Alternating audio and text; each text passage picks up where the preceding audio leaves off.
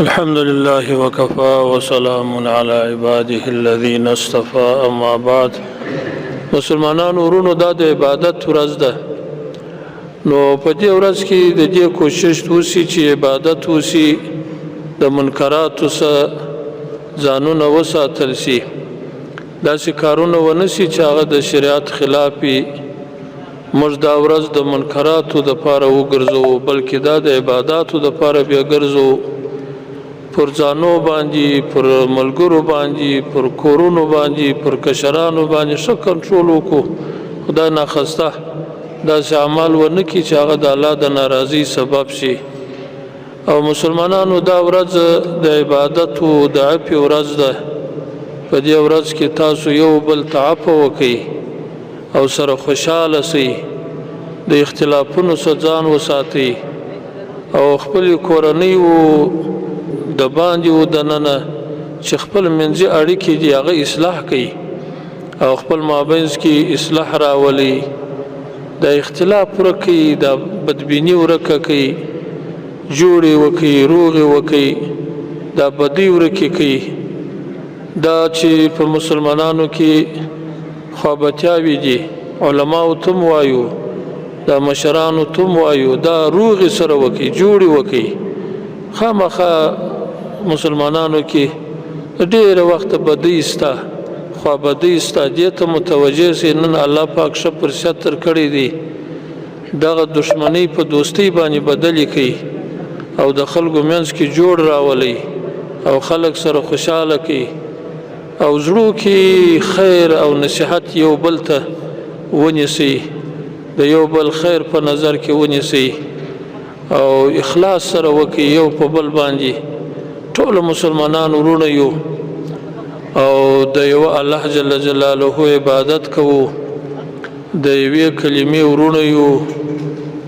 د رسول الله صلی الله علیه وسلم امت یو،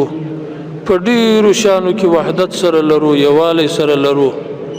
انما المؤمنون اخوة، مؤمنان الله ورونه بللی دي. نو د ورونو په څیر باندې زندگی وشي، د دشمنانو په څیر باندې ونشي. ورونو کوشش وکړي، ورورګلوي، یووالی، اتحاد دا په منځ کې راولي او کوشش وکړي. الله پاک په موږ کې طبیعت کې دا شان را سره ملګري کړي دي د امتحان دپاره. طبیعت مو یوه تقاضا کوي، نفس مو بله تقاضا کوي، شیطان بیا بله تقاضا کوي. خدا ټول دشمنان پر موږ باندې مسلط دي. یوازې خلاصون په دې کې دی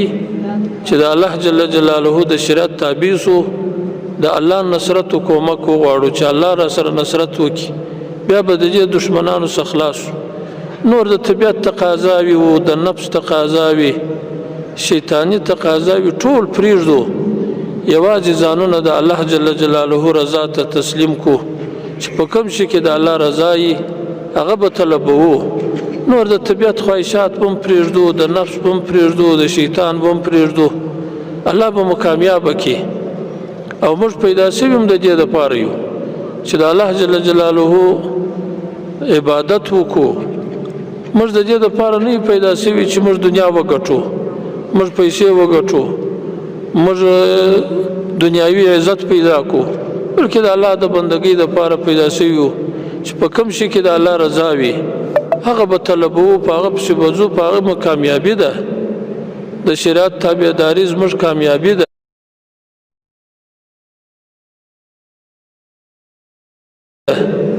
او دا ورورګلوي زموږ کامیابي ده. ګورئ مسلمانانو ورونو، الله پاک قرآن پاک کې موږ ته وایي اعوذ بالله من الشیطان الرجیم ان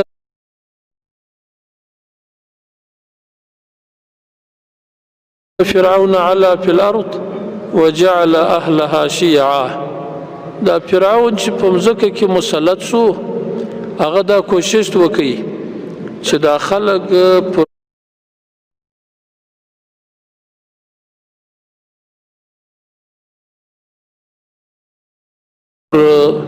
ډلو باندې وویشي، یوه ډله بله ډله، یوه ډله به د بلې ډلې په خلاف وه، بله به د بلې ډلې په خلاف وه، نو بیا دا کوشش تو چې پر دوی باندې خپل حکومت وکړي خلک به دته نه سوی متفق کېدای او په سیاست کې دا د یو اصل قانون ګرځولې دی وای خلک سره جلا که سیاست پر وکه خلک سره تقسیم که په خلکو کې تفرقه راوله خپل حکومت پر وکه ګوري دا تفرقه چې ده دا د بندگانو حکومت ته لاره پیدا کیږي چې بیا به بندگان حاکمي او که اتفاق وي اتحاد وي هلته به یوازې الله حاکم وي د بندگانو حاکمیت ختمیږي ورونو اختلاف پرېږدي ورونو زموږ دا اسلامي نظام چې دی دا خدایي نظام دی دا شرعي نظام دی دا د رسول الله صلی الله علیه وسلم پر منهج باندې روان دی الله دې روان کی خدای پاک جل شانه خو دې زموږ په دې نظام باندې هغه اثرات مرتب کی کم چې د خلفای راشدینو پر نظام مرتب و کم چې د رسول الله صلی الله علیه وسلم پر نظام مرتب و الله خو دې پر مرتب کی زموږ د نظام کوشش دادی شخصا زه درته وایم زه ورورګلوي غواړم اتفاق غواړم اتحاد غواړم د مسلمانانو یووالی غواړم زه په دې نه یم خوښ چې په نظام کې دننه یا د باندې عام مسلمانان وي خاص مسلمانان وي اختلاف یې نه غواړم په یوه ورځ دې ټول ماته متفق سي ما دې د دې منصب لري کې معزول مې دي زه په دې خوشاله یم په دې نه یم خوشاله چې دې په مابینځ کې اختلاف وي تفرقه وي ورونو په اختلاف باندې حاکمیت ښه کېږي زه به د دې کوشش وکړم چې په خلکو کې اختلاف واچوم بیا ماته اتفاق نشي کولی ټول به یو په بل باندې وهم دی به سره اخته کوم خو زه دا نه غواړم دا فرعوني سیاست دی دا شیطاني سیاست دی دا اسلامي سیاست نه دی اسلامي سیاست د ورورګلوۍ پر روح ولاړ دی د یووالي پر روح ولاړ دی انما المؤمنون اخوة سیاست دی دا د مسلمان سیاست دی چې اتفاق به اتحاد به ورورګلوي به ورونو سره متحد سي الله به مو وساتي د تعاون په مرض باندې خوښ سي خو په بې اتفاقي مه خوښېږي تعاون مرض هر مرض چې دی هر د وبا مرض د ځان دپاره خوښ کوي خو اختلاف مه خوښوئ اختلاف تر ټولو مرضو بد مرض دی دا یو فتنه ده دا که مجاهدین یاست که عام مسلمانان یاست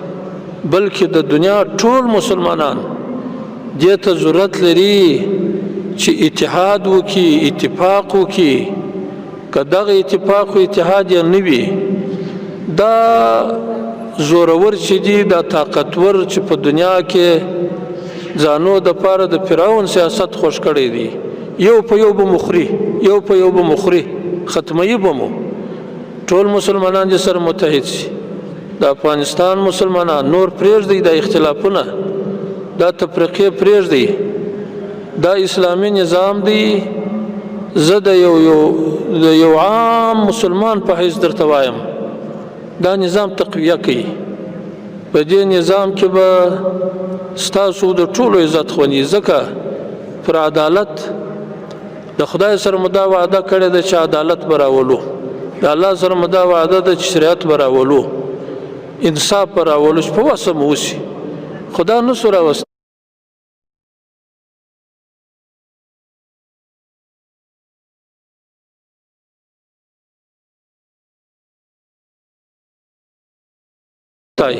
چې ګرد سره متحد نسو تاسو ټول که مجاهدین دي که غیر مجاهدین دي که ځوانان دي که سپینږیري دي که ملایان دي که طالبان دي که پیران دي که صوفیان دي ټول دې لاس سره ورکړي اختلافونه پرېږدي علما دې هم اختلاف پرېږدي صوفیان دې هم پرېږدي عام خلک دې هم پرېږدي سره ورونه سئ یو په بل پسې بدې خبرې مه کوئ یو د بل خلاف مه وایاست ګوري دا ستاسو د اختلافونو ګټه چې د دشمن ته وځي دشمن د دې نه بد استفاده کوي یو بل ولې بد ورته وایاست ستا مسلمان ورور دی او د ورور په نظر ورته وګوره الله درته ورور کړی دی د الله په فیصله دې ورور دی نو دا دې د ورور په حق کې ظلم دی غیبت یې مه کوه، عیب یې مه وایه، مې افشا کوه، پټ یې که ستر یې وکړه او نصیحت ورته کوې، ښه نصیحت ورته وکړه، ورسره کښېنه، ورته دغه دا عیب دی، دا بد کار دی، دا مه کوه. د خلکو په مخ کې عیب یو چا ته ویل دا هغه معیوبول دي، دا نصیحت نه دی. په علانیه باندې نارې مه وهئ، په پټه باندې نصیحت وکړئ. من وعظ اخاه سرا فقد زانه ومن وعظه علانیه فقد شانه. مسلمان ورور ته په علانیه باندې عیبونه بیانوي نو خو معیوب دي کوي، چې په پټه ورته کوي ښایسته دي کوي. ورونو ټول ورونو یو، دا نظام هم ستاسو ورونه دي، مجاهدین ستاسو ورونه دي، دا مسؤلین مو ورونه دي، دا هغه مسلمانان دي، دا هغه ستاسو د کلي دي، دا هغه ستاسو بچیان دي، ستاسو اولادونه دي. بد مه پر وایاست، کومک یې وکړئ، په امنیت کې کومک ورسره وکړئ، په عدالت کې کومک ورسره وکړئ. علماو دغه علما چې مسؤلین دي په مسؤلیت کې، دا ستاسو ورونه دي، دا د دغه عقیدې د دغه نظریې خلک دي، په مسؤلیت کې راغلي دي. در تاسو مسؤلیت دروندي، کومک ورسره وکړئ چې دا مسؤلیت په ښه طریقه باندې سرته ورسوي. خلاف یې مه کوئ، مقابله مه ورسره کوئ، نصیحت ورته وکړئ. ما ته هم نصیحت وکړئ، بالکل نصیحت ته به غوږ نیسو. الدین النصیحة قیل لمن یا رسول الله؟ قال لله ولکتابه ولرسوله ولائمة المسلمین ولعامتهم. د مسلمانانو د امامانو د پاره هم دین نصیحت دی. زموږ مسؤلینو ته نصیحت وکړئ، علماو ته وایم، مسؤلینو ته هم دا وایم چې د علماو نصیحت ته غوږ ونیسئ. ګورئ ورونو، تکبر مه کوئ، لویي مه کوئ، حق مه ردوئ. ټولو مسؤلینو ته وایم چې حق درته ښکاره سو تابعداري یې کوئ، ردوئ یې مه. که یو کوچني حق درته وایه هم یې ومنه، که ملا درته وایه، بیا خاص علما مجاهدینو ته وایم، مسؤلینو ته وایم، د علماو نصیحتو ته غوږ ونیسئ، د مشرانو تجربو ته غوږ ونیسئ. لوی کار مو دی، دروند کار مو دی، په دې کې به کامیاب سئ چې د علماو نصیحت ته غوږ ونیسئ.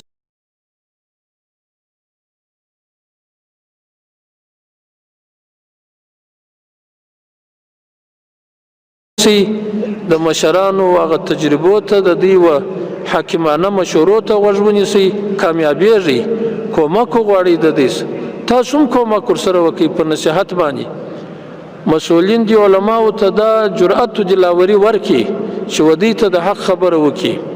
او دا زمینه دي برابره کړي چې مسلمانان دي ته نیکې مشورې ورکړي، نیکې مشورې راکړي. موږ ضرورت لرو، حاجت لرو، علماو ته محاجت دی، مشرانو ته محاجت دی، خپل تجربې دي را سره شریکې کړي.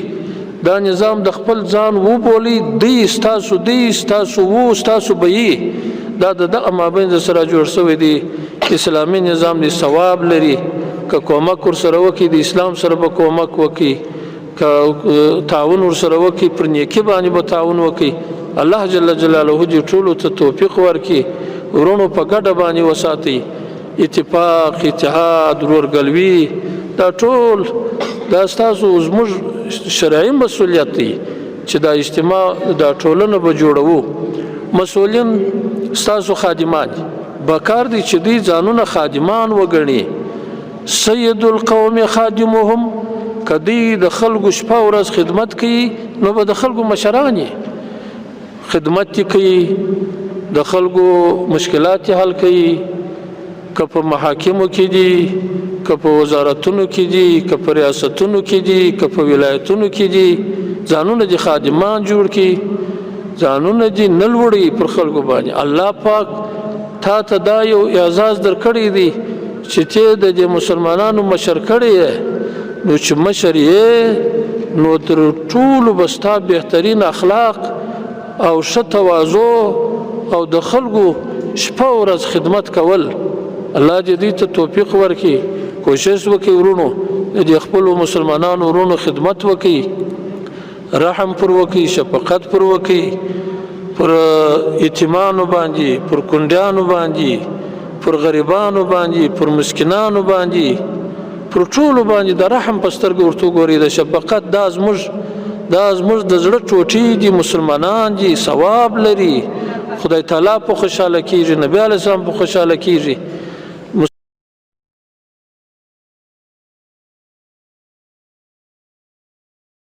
مسلمانان ټول په خوشاله کېږي د یو مسلمان په رحم باندې وکړي الله به پر تاسو باندې رحم وکړي که تاسو پر مځکې والا رحم وکړي اسمان والا به پر تاسو باندې رحم وکړي الله به رحم وکړي پر حیوان پر انسان پر ټولو باندې رحم کوي فبما رحمت من الله لنت لهم نبی علیہ السلام ته الله وایي دا د الله یو رحمت دی چې تا د مسلمانانو سره نرمي وکړه پر مسلمانانو باندې مهربان شوې نو دا د خدای رحم دی د هر چا د زړه څخه چې رحم وتلی دی هغه بدبخت دی الله دې زموږ په زړه کې رحم واچي ورونو یو د بل رحم سره وکړي دا د اختر موقع ده پر دې غریبانو باندې رحم وکړي د اختري کومک ورسره وکړي نور امداد ورسره وکړي په خپلو خوشحالیو کې در سره شریک کړي همسایګان لري پر هغو رحم وکړي قریبان لري پر خپلو قریبانو رحم وکړي پر خپلو مندو خوندو او نورو خالګانو امګانو پر هغو باندې رحم وکړي کومک ورسره وکړي پوښتنه پر وکړي ګوري دا صله رحمي په خلکو کې اوس کمزوري سوې ده ختمه سوې ده صله رحمي مه پرېږدئ لو صله رحمي دا ده چې دغه قریبانو ښځو هغه حقوق ورکړي دا څو واره زه وایم د ملایانو تم وایم فرمان کې هم صادروم دا د میراث حق ورکړي ګوري د الله سره په دې مسجد کې دا وعده وکړي چې نور به موږ هغه د دې شرعي حقوق ورکوو چې د دغه ځای څخه ولاړ سواست د هر چا باندې چې د خپل خور د خپل لور د خپل مور هغه شرعي حقوق پاته و د میراث حق و د مهر حق و نور حقوق و ټول ور تسلیم کی ګوري ظلم پر پردي باندې ظلم دی دا چې پر خپل قریبانو ظلم کړي دا څونه ظلم دی نو د دې حقوق ور پر کوي الله به ټول ګناوي درته معاف کړي د بندگانو حقوق ادا کړي د خدای تعالی حقوق ادا کړي دا نن ورځ به د خدای سره عهد وکړو توبه به وباسو الله دې موږ ته معافي وکړي د نوې ژوند به شروع کړو د علي په سبیونې ستریا پورې د مکمل اسلام به عملي کړو الله جل جلاله دې ستاسو ټول اعمال قبول کړي یو وارې بیا مو د لوی اختر مبارک سه خدای تعالی مو ټول زندگی داسې په خوشحالي کې تیره کړه الله دې د اسلامي نظام کامیاب کړي الله دې د حجانو حجونه قبول کړي الله دې د مجاهدینو جهاد قبول کړي الله پاک دې د ټولو سعی او کوششونه قبول کړي نو د لوی اختر ورځ ده د اضحیو وخت دی واخر دعوانا ان الحمد لله رب العالمين والعاقبة للمتقين والصلاة والسلام على خير خلقه محمد وعلى آله وأصحابه أجمعين ربنا تقيم وصلى الله تعالى على خير خلقه محمد وعلى آله وأصحابه أجمعين الله پاک دې د فلسطین مسلمانان دي الله د ظلم څخه د اسرائیل خلاص کی پروردگار عالم دې حفاظت رب جل جلاله دې د حافظ سي رب جل جلاله دې د ناصر سي الله جل جلاله دې په خپل غیبی قدرت په خپل غیبی لشکرونو دي الله د دې مرسته وکي خدای خو دې دا ظالمان تباہ او برباد کی الله جل جلاله دې د ظلم سره ټول دنیا ته نجات ورکي دا ظالمان دي په هر ځای کې الله پاک ناکام تباہ او برباد کې په خپل قدرت باندې الله دې د مسلمانانو حفاظت وکي ګوري مسلمانانو تاسو نن وینئ چې د دنیا هغه لوړ خلک چې کوشش کوي ټول دنیا په خپل حاکمیت کې راولي په کوم سترګو راولي په کوم شعارو راولي چې دی وایي چې موږ په دنیا باندې خپل سیاست حاکمول غواړو که شرق دی که غرب دی نن تاسو وینئ په ډېر سخت بېغوري باندې پر دې مسلمانانو باندې که د بشر په نامه کې د دې د بشر په قانون باندې ظلم روان دي که د اسلام په نامه باندې کې پر اسلام باندې ظلم روان دي دا مسلمانان دا ښځې ماشومان چې نن شهیدانېږي ته په کومو سترګو د دنیا حاکمیت غواړې ته په کومو سترګو ماته نصیحت کوې ته په کومو سترګو زما څخه غوښتنې لرې او په ما باندې خپلې غوښتنې منې نو دومره ظلم چې تا روان دی تا سترګې پټې کړي دي ګوره هم کفارو سترګې پټې کړي دي مسلمانانو پټې کړي دي مسلمانانو دا نن تاسو کې د اسلام غږ پورته کیږي د شریعت غږ پورته کیږي دنیا نور رخصت ورکړي دی اسلام ته الله جل جلاله دې موږ ته توفیق راکړي